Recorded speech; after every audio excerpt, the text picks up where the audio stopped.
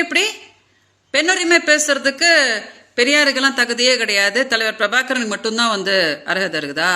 Okay சீமான், ஓ வழிக்கே வரேன்டா. என்னோட கேஸ்ல உன்னை வலசரவாக்கம் ஸ்டேஷனுக்கு வர வச்சிருந்தாங்க இல்லையா? நீ கூட உன் பொண்டாட்டி கூட வந்திருந்தீங்க. வெளியில பிரஸ் கேட்கும் போது கொலையில எத்தனை பெண்கள் இருக்கும் போது பழகிறதுக்கு இவதான் கிடைச்சாலாம் அப்படின்னு என் பொண்டாட்டி கேட்டா அப்படின்னு ஒரு மானங்கெட்ட நாய் மாதிரி கெக்க அப்படின்னியே. இந்த மாதிரி ஒரு பெண்ணோட வாழ்க்கையை சீரழிச்சுட்டு இந்த மாதிரி ஒரு கேடுகெட்ட பதில சொல்லு அப்படின்னு தலைவர் பிரபாகரன் உனக்கு சொன்னாங்களாடா?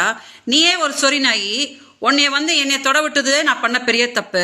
இதுல அவன் பொண்டாட்டி பெரிய ஐஸ்வர்ய ராய் அவ கேட்டாலாம், அதை நீ சொல்லி என்னைய மானத்தை வாங்கினியே. இப்படிதான் பண்ண சொல்லி தலைவர் பிரபாகரன் சொன்னாங்களா? அவர் என்ன சொன்ன இன்னைக்கு பெரியார் என்ன சொன்ன?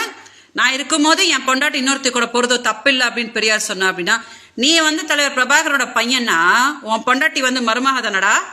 நீங்க ரெண்டு பேரும் என்ன கேடுகட்ட வேலையாடா பண்ணிட்டு இருக்கீங்க? உன் பொண்டாட்டி என்னடா சொல்லிட்டு இருக்கா? நீ விஜயலட்சுமி தவிர கொலையில எத்தனையோ பெண்கள் இருக்காங்க, அவங்க கூட போய் பழகு அப்படின்னு தானடா அவ சொல்லிட்டு இருக்கா. நீங்க ரெண்டு பேரும் இந்த மாதிரி ஒரு கேடுகட்ட நாயங்களா இருக்கும் போது எதுக்குடா பெரியார சொல்லிட்டு இருக்க? சீமான், என்னமோ சொடக்க போட்டு கூப்பிட்டு இருந்தியே. நான் ஒருத்தி போதும்டா உனக்கு.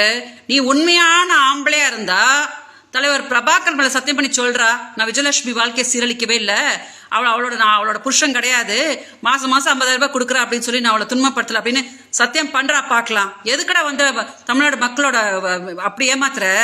உன்னால பாதிக்கப்பட்டு நான் தான் பெங்களூர்ல இப்படி கதறிட்டு கிடக்குறேன்னு நீ நல்லாவே இருக்க மாட்டடா.